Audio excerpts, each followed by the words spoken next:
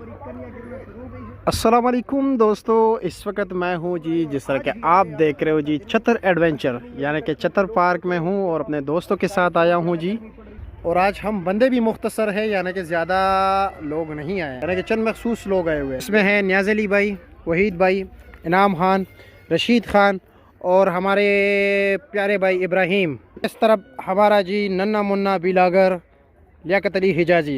हमारे रशीद भाई तैयारी के मराहल में जी। ये है हमारी मलाई बोटी, ज़बरदस्त रशीद खान।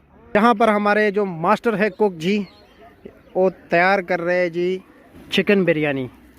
बिस्मिल्लाह करे जी। तो जी प्यारे मौजज़ा भी ये हैं कि जी हल्की फुल्की बारिश भी हो रही है और साथ जो है ना धूप भी है जी, और लम्हा बलम्हा बादल आते जाते हैं जी।